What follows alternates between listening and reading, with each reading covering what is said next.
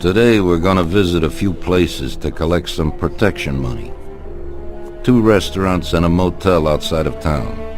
Bill at the motel was late last time because he had a few problems. So today, he'll pay a little more.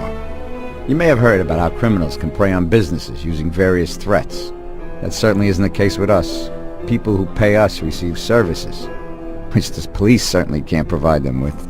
Last month, for example, Sam and Paulie here solved a serious problem with violence in a delightful restaurant.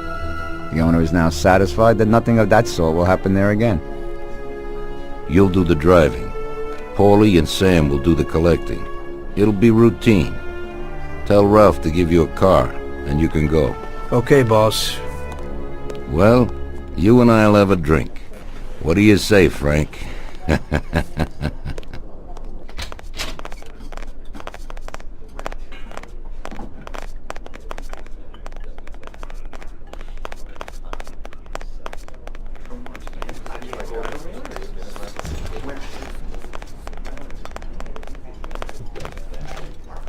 Not now, Tom. I got my hands full, huh?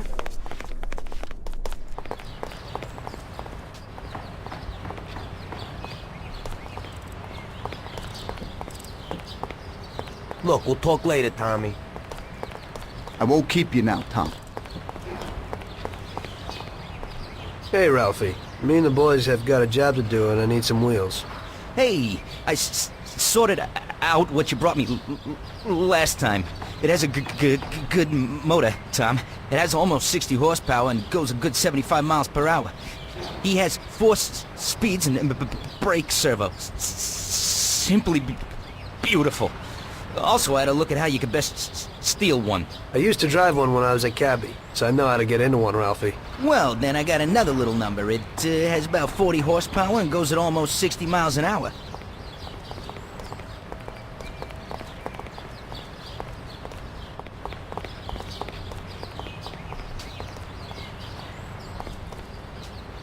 Ain't nothing swanky, but it's a good enough drive. You get into it easy. You just take this little baby and stick it in here. Pry it a little, and when it clicks, you got it. It's a piece of cake. Thanks, Ralphie.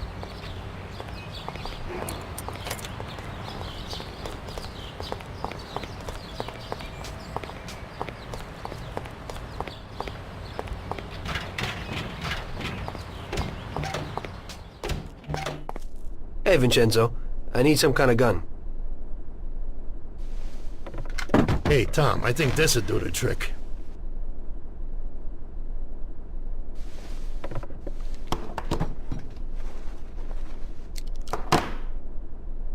It should work. I wasn't planning on using it anyway. Thanks.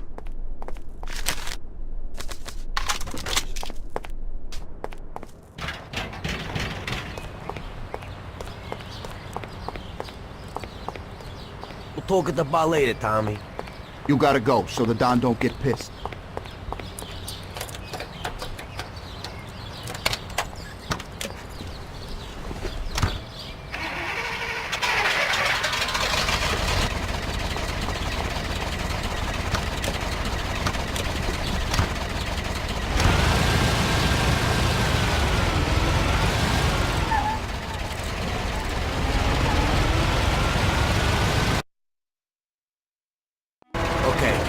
First we'll go to a restaurant on Central Island.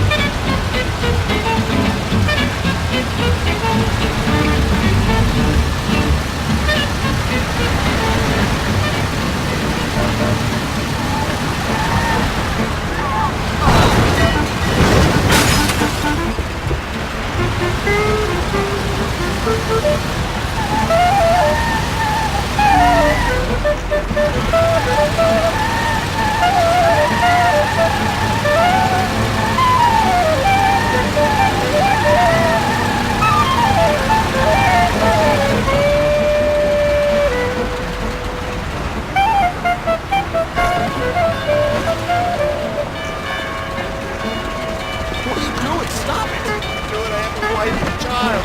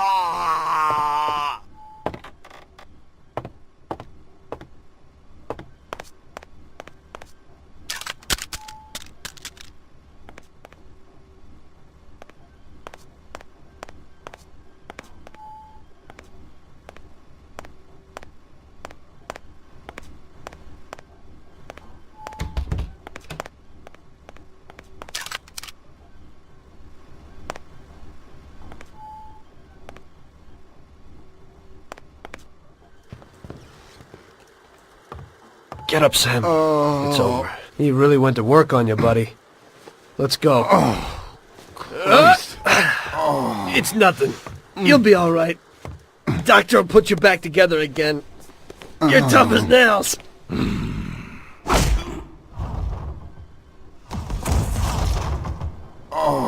Oh, shit!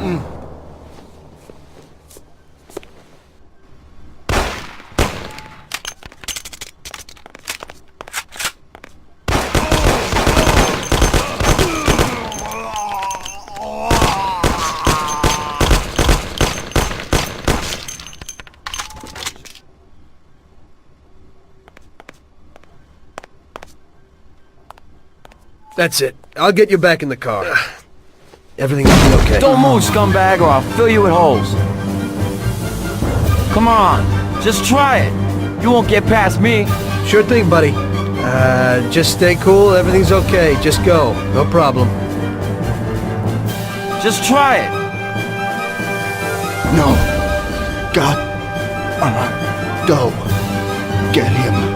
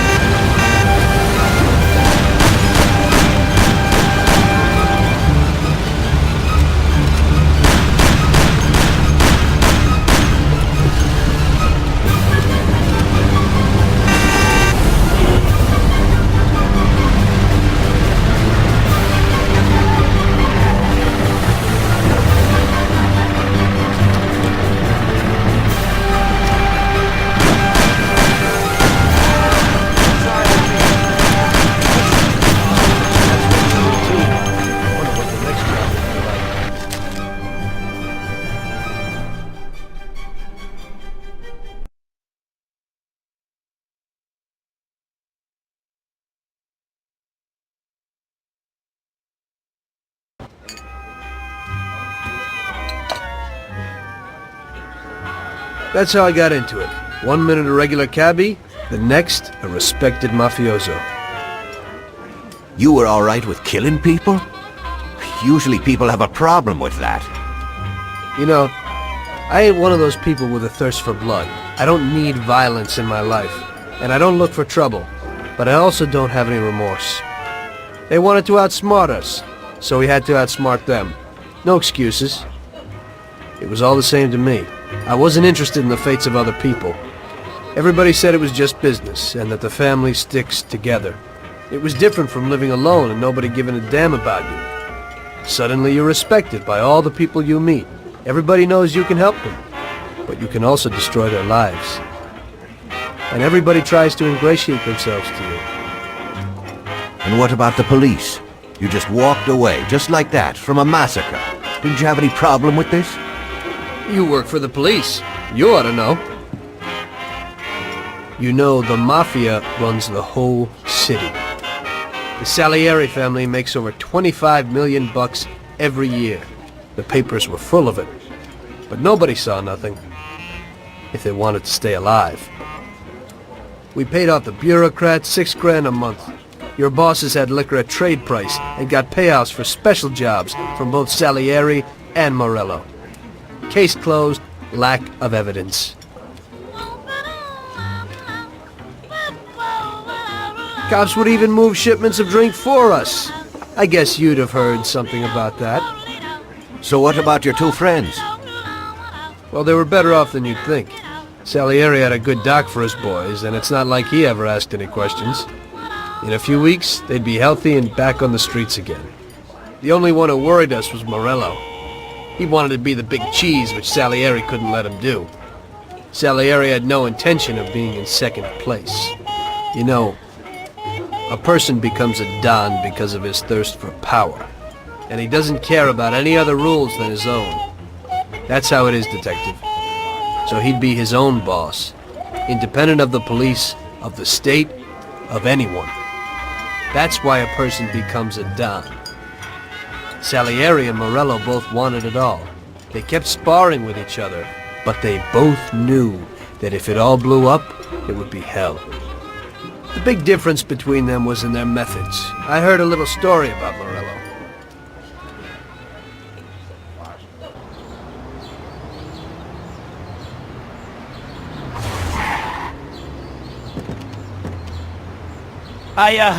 I'm sorry, sir. You I idiot! mean it. Do you know what you've done? You know how much that car cost? I was driving slowly, Mr. Morello. I don't know how, Do you mean to say that I crashed into your car? no. Sir, I wanted, no, sir, No! Faster! Get in my way!